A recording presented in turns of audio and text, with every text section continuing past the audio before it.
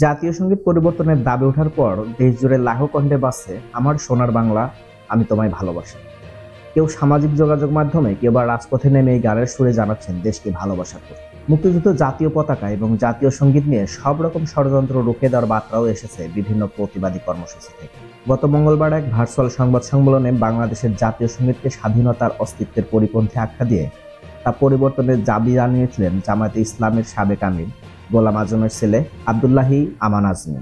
শুক্রবার দেশের বিভিন্ন জায়গায় জাতীয় সঙ্গীত গেয়ে তার বক্তব্যের প্রতিবাদ জানায় সংস্কৃতি কর্মী ও সাধারণ মানুষ। মুক্তিযুদ্ধে প্রেরণা যোগাতে বিভিন্ন গানও পরিবেশন করেন তারা। সঙ্গীত শিক্ষার প্রতিষ্ঠান ছায়ানট তাদের নিয়মিত সঙ্গীত শিক্ষণ কার্যক্রমের সূচনা সমাবেশে জাতীয় সঙ্গীত পরিবেশনের একটি ভিডিও সকালে তাদের অফিসিয়াল ফেসবুক পেজে প্রকাশ করে। ছায়ানট সাধারণ সম্পাদক লাইসা আহমদ লিসা বলেন, জাতীয় সঙ্গীত গেয়ে তো নিয়মিতই আমরা আমাদের শিক্ষা কার্যক্রম শুরু করি। আজকের সমাবেশের ভিডিও প্রকাশের বিশেষ একটি দিক তো আছেই। আমরা চাই জাতীয় সঙ্গীতের মর্মবাণী যেন সবার মাঝে পৌঁছায়। ব্রাহ্মণবাড়িয়ায় নবীনগরের গুঞ্জন পাঠাগারের শুক্রবার সকলের কর্মসূচিতে শতকণ্ঠে জাতীয় সঙ্গীত গাওয়া হয়। পাঠাগারটির অন্যতম প্রতিষ্ঠাতা স্বপন মিয়া বলেন, জাতীয় সঙ্গীত তো আমরা পাঠাগারের যে কোনো আয়োজনেই নিয়মিত পরিবেশন করি, তবে আজকে আমরা শতকণ্ঠে গিয়েছি মূলত আমান আজমির বক্তব্যের প্রতিবাদ জানান। কুষ্টিয়া পৌরসভার বিজয় উল্লাস চত্বরে এই আয়োজন হয় সংস্কৃতি কর্মী নামে একটি ব্যানারে। এতে বিভিন্ন শ্রেণী পেশার মানুষ অংশ নেন। সঞ্চালনা করেন কুষ্টিয়া ইসলামী বিশ্ববিদ্যালয়ের বাংলা বিভাগের অধ্যাপক সরোয়ার মুর্শেদ।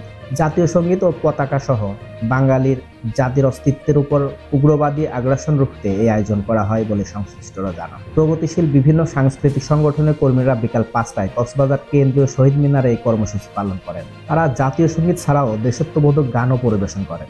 অংশ নেওয়া সংগঠনের মধ্যে রয়েছে উদিসি শিল্পী গোষ্ঠী, সত্যেন শিল্পী গোষ্ঠী, খেলাঘর আসর, কক্সবাজার থিয়েটার আর সাংস্কৃতিক ইউনিয়ন, প্যানোয়া ও কমোবা। উদিসির কেন্দ্রীয় আয়োজন জাতীয় প্রেস ক্লাবের বিপরীত পাশের সড়কে হয় উদিসির কেন্দ্রীয় সংগঠনের আয়োজন। এতে অংশ নেয় সংগঠনের মহানগর শাখাসহ জাতীয় খেলাঘর আসর। ব্যক্তিগতভাবে অনেকে অংশ নেন সেখানে। সংস্কৃতি কর্মীদের পাশাপাশি সাধারণ মানুষও কণ্ঠ মেলান। উদিসি কেন্দ্রীয় সংসদ থেকে জানানো হয়, দেশের সব জেলা ও বিদেশে তাদের শাখা সংসদের শিল্পী কর্মীরাও একই কর্মসূচি পালন করছে। তাতে অংশ নিয়েছে সাধারণ মানুষও। ফরিদপুরে উদিসির আয়োজন জাতীয় সঙ্গীত পরিবেশন করেন সাধারণ মানুষ। উদিসির সভাপতি অধ্যাপক বদিউর রহমান বলেন, আমরা দায়বদ্ধ মানুষের প্রতি।